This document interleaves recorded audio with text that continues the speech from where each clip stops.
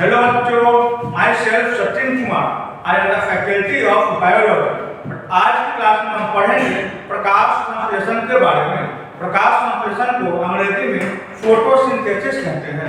जैसा कि मैंने आपको पिछले लेक्चर में पढ़ाया था जैव प्रक्रम के बारे में, पोषण के बारे में, पोषण के प्रकार के बारे में, जिसमें मैंने आपको बताया था कि पोषण दो प्रकार के होते हैं, एक होता है स्वपोषण और एक होता है परपोषण। स्वपोषण में हमने पढ़ा था कि वैसे जीव जो अपना भोजन खुद बनाता है, यानी दूसरों पर निर्भर नहीं रहते हो, उसे हम कहते हैं स्वपोषण। वैसे जीव कहलाते हैं स्वपोषण। अब वो दूसरों से भोजन नहीं लेते हैं, इसका मतलब है कि अपना भोजन खुद बनाते होंगे। तो अपना भोजन खुद कैसे बनाते हैं? तो मैंने आपको कहा था प्रकाश संश्लेषण की प्रक्रिया। अब ये प्रकाश संश्लेषण है क्या, समझते हैं टॉपिक को। तो स्टार्ट करते हैं आज क्लास को। पहला टॉपिक है प्रकाश संश्लेषण। नाम से ही पता चल रहा है कि प्रकाश संश्लेषण यानी कि प्रकाश को सबको पता है प्रकाश कहाँ से आता है, सूर्य से मिलता है, ठीक है। नेचुरल आपका लाइट कहाँ से प्राप्त होता है, सूर्य से। और संश्लेषण मतलब होता है किसी भी चीज का निर्माण होना, यानी सूरज की रोशनी के द्वारा। सूरज का रोशनी उसमें क्या कर रहा है, मदद कर रहा है। अंग्रेजी में इसको बोलते हैं फोटोसिंथेसिस। फोटो मतलब लाइट और सिंथेसिस मतलब होता है किसी भी चीज का फॉर्मेशन होना, यानी लाइट के द्वारा किसी भी चीज का फॉर्मेशन होना क्या कहलाता है, फोटोसिंथेसिस। ये है जनरल भाषा में समझने की। लेकिन इसको डिफाइन कैसे करें? तो हम लोग जानते हैं कि हम लोग सांस लेते हैं तो कौन सा गैस सांस लेते हैं, O2, ठीक है। O2 सांस लेते हैं, ऑक्सीजन गैस हम लोग इंटेक करते हैं। और कौन सा गैस छोड़ते हैं हम लोग, CO2। और जो गैस छोड़ रहे हैं CO2, इसको कौन ग्रहण करता है, इसको पौधा ग्रहण करता है। यानी पौधा जो है CO2 को ग्रहण करता है और इसको जल मिल जाता है कहाँ से, जड़ से, ठीक है। और ये सनलाइट इसको मिल रहा है कहाँ से, सूरज से। यहाँ पे मान लो सन है, सन से इसको क्या मिल रहा है, सनलाइट। और पौधे के पत्तियों में क्या पाया जाता है, क्लोरोफिल। क्लोरोफिल आप लोग जानते हैं क्या होता है, आपको क्लास 9 में पढ़े होंगे। लवक पढ़े, लवक कहाँ पाया जाता है, तो लवक पौधा कोशिका में, यानी कि पादप कोशिका में पाया जाता है। कितने प्रकार के लवक होते थे, तो लवक वहाँ पे आप होते थे 3 प्रकार, वर्णी लवक, अवर्णी लवक और हरित लवक। तो वही हरित लवक कहना जिसके कारण पौधे के पत्तियों का रंग कैसा होता है, हरा होता है। अब इसके साथ मिलकर क्या बनाता था, C6H12O6 प्लस में O2। ये जो बना इसको हम लोग बोलते हैं ग्लूकोज। ग्लूकोज यानी ग्लूकोज क्या है, कार्बोहाइड्रेट है। मैंने आपको पहले बताया ग्लूकोज क्या है, कार्बोहाइड्रेट। पहले बैलेंस कर देते हैं तो 6 CO2, 6 H2O और 6 O2। अब LH=RH, यानी कि जितना लेफ्ट साइड में कंपाउंड होगा उतना ही राइट साइड में आपको देखने को मिलेगा। अब बात करते हैं डेफिनेशन। जनरली भाषा में तो हम लोग समझ गए थे कि प्रकाश का संश्लेषण मतलब प्रकाश, लाइट के द्वारा किसी भी चीज का निर्माण। लेकिन डेफिनेशन कैसे है, तो डेफिनेशन है वह प्रक्रिया जिसमें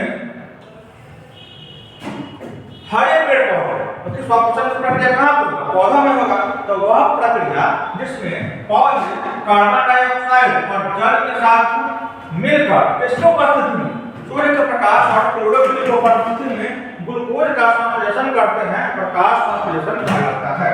अब परफेक्ट डेफिनेशन को लाते हैं, कैसे कहेंगे, वैसी प्रक्रिया जिसमें हरे पेड़ पौधे सूर्य के प्रकाश और क्लोरोफिल की उपस्थिति में कार्बन डाइऑक्साइड और जल के साथ मिलकर ग्लूकोज का संश्लेषण करते हैं, प्रकाश संश्लेषण कहलाता है। कोई दिक्कत नहीं, यहाँ प्रकाश संश्लेषण के डेफिनेशन में तो कोई दिक्कत मेरे ख्याल से नहीं होना चाहिए। अब हम आते हैं डेफिनेशन लिखवाने के ऊपर। तो लिखिएगा डेफिनेशन, वैसी प्रक्रिया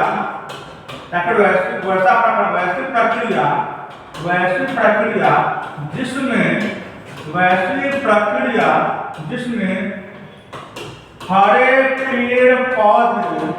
हरे पेड़ पौधे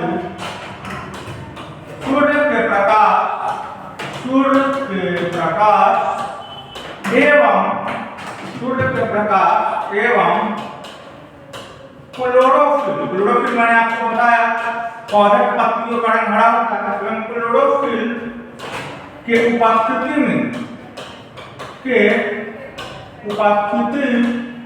में CO2 और जल का फॉर्मूला क्या होता है? H2O। CO2 और जल के साथ मिलकर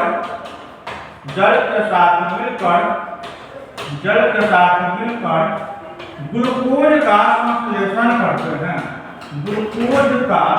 संश्लेषण करते हैं। संश्लेषण करते हैं मतलब निर्माण करते हैं। ग्लूकोज का संश्लेषण करते हैं, प्रकाश संश्लेषण कहलाता है। प्रकाश संश्लेषण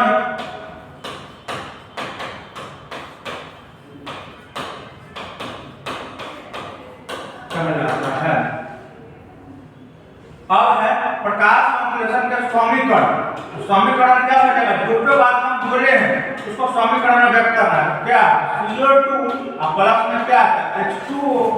किसके उपस्थिति में? सूर्य के प्रकाश यानी कि सूर्य का प्रकाश और किसके उपस्थिति में? क्लोरोफिल और क्या बनाता था? तो बनाता था C6H12O6 प्लस में O2। यहाँ पे 6O2 6CO ये पहले तो ये है प्रकाश संश्लेषण का समीकरण। यहाँ तक में तो कोई दिक्कत नहीं है। अब एक टॉपिक आता है कि प्रकाश संश्लेषण में प्रयोग होने वाली कच्ची सामग्री क्या मतलब? जैसे आप घर में खाना बनाते हैं तो पहले आप सामान इकट्ठा करते हैं। मान लो आपको चाय बनाना है तो चाय बनाने के लिए क्या करना होगा? दूध लाना होगा, चाय पत्ती लाना होगा, चीनी लाना होगा, गैस का ओपन करना पड़ेगा, गैस का आपको अवेलेबल करना पड़ेगा। तो वैसे ही प्रकाश संश्लेषण की प्रक्रिया के लिए कच्ची सामग्री कौन सी है? यानी प्रकाश संश्लेषण के लिए